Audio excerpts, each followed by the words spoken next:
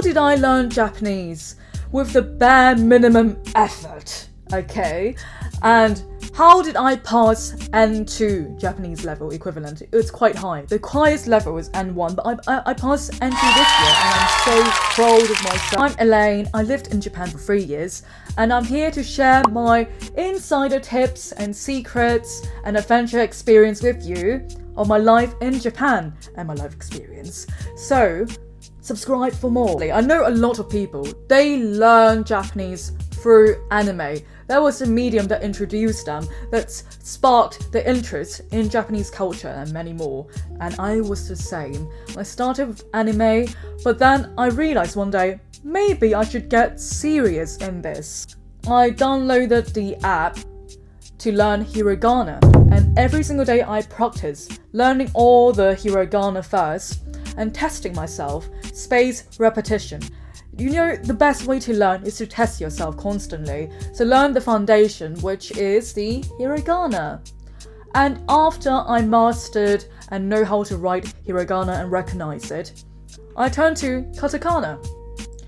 After Katakana, it's like a stage, okay? I started learning a bit of kanji as well. But trust me, it was tough in the beginning, the foundation. Once you get started with something, it was always the hardest, but once you get through it, it gets easy. In the old days, I literally write it down into small cards and I would test myself, like shuffle around and then pick this one. Oh, this is la, ah, ta, da, for example, for instance. And then now, of course, you can use the power of technology that you can download apps to test yourself, which I recommend. Then secondly, I made Japanese friends. There's this app called Hello Talk, which you can meet native speakers around the world, and I made some Japanese friends. And having friends motivates you to learn and actually put what you learned into practice and actually use it with the people. And so I did, and I always asked them to correct my Japanese. And like I said, once you get the foundation, after you learn a bit of phrases, you'll feel more comfortable speaking with Japanese people. And I sometimes even voice call them, and that actually escalated my level of Japanese in terms of speaking, listening. At first, I couldn't understand a thing, and it did not help that he was from Osaka because they speak in Kansai band and it's ridiculously fast. But I'm so glad I did. There was a lot of weirdos on Hello Talk, so bear in mind they were like looking for dating and stuff. I'm not into that, so I was like, cut it, baby. Also, hold yourself accountable. Make time. I know we're all busy. If you don't make time for it, how can you become better at it? So I will just take every day like 10 minutes, 15 minutes to keep it consistently.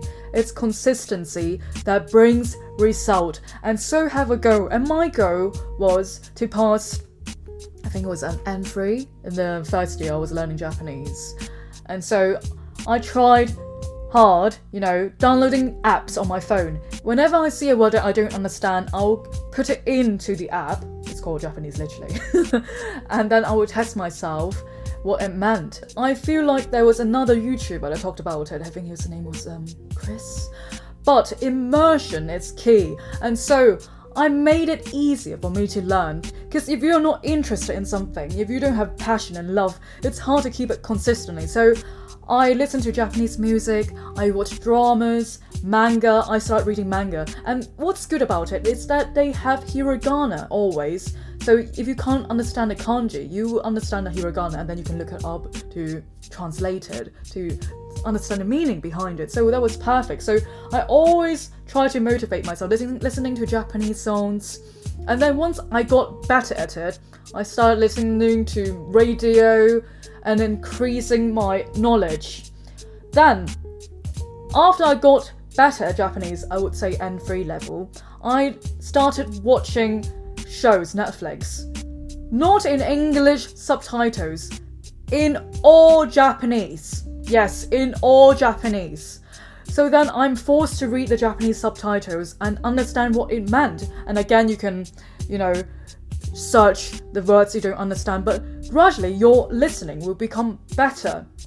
And then once you got that foundation again, and now I watch it without subtitles sometimes. It's a struggle, but that will definitely increase your listening on all levels. Never taking classes. No Japanese classes whatsoever. Well, I did like for 1 or 2, but that was only for like learning hiragana, but it did not teach me the main foundation. So I actually self-studied by myself Japanese, and then I passed N2 this year. Yay! So that means I can work for companies and stuff. Keiko is still a struggle, but I'm getting there. And wow, so it is doable without Japanese teachers' lessons. You can learn by yourself, self-study, and then putting it into use.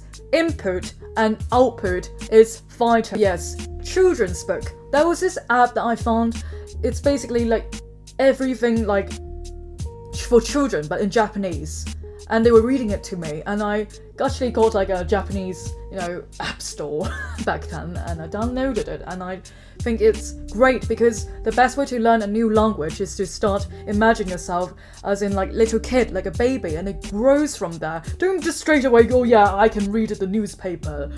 Or just start from children's book. And then there's also Easy Japanese by NHK, and they got all their hiragana there as well, which is an app they can download. So every day try to learn new phrases, new vocabularies, keep yourself engaged, entertained, and immerse yourself in Japanese language. Think in Japanese, feel in Japanese, literally like imagine in Japanese. When I speak Japanese and think in Japanese, it's different to my English mind, I would say. So think a lot, even when you're in the shower.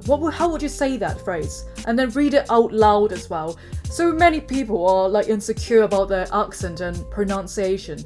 Listen a lot, repeat, do shadowing, copy them, just record yourself. And the more you speak, the more confident and more comfortable you become at speaking Japanese. Build your foundation, and for grammar, because it's totally different to English, download the app. I think it was the Tae Kim's Guide to Japanese, and it explains all the grammatical rules for you. And I also want to say, in daily speaking conversation, I know the grammar rule of ga and wa, it's quite complicated sometimes, but in daily speech sometimes I don't use the particle, and when you speak it's just more natural this way, so you don't have to mind too much and being too fixated on that grammar rule. This is me speaking Japanese. こんにちは皆さん、エレインです。今はもう日本に住んでいて3年間になりました。最近は今年はね、日本の JRPT のエントゥパスしました。すごいなんか良かったなと思って日本語を勉強していて、今目標達成したので祝をしたいと思います。で、日本の生活と文化と冒険もいろいろ紹介するので、ぜひ subscribe してください。I used to, listening to Japanese music, I will sing along with it and then understand the meaning of the song. It just makes it so better for me to learn a language when I'm having fun. So tell me guys, how do you learn Japanese and what other ways can you facilitate your learning? And I'm happy to listen to your comments, any questions, let me know. I'll make more videos in the future. So follow for more Japan content and EXP and my life experience, and take care. Love y'all, baby.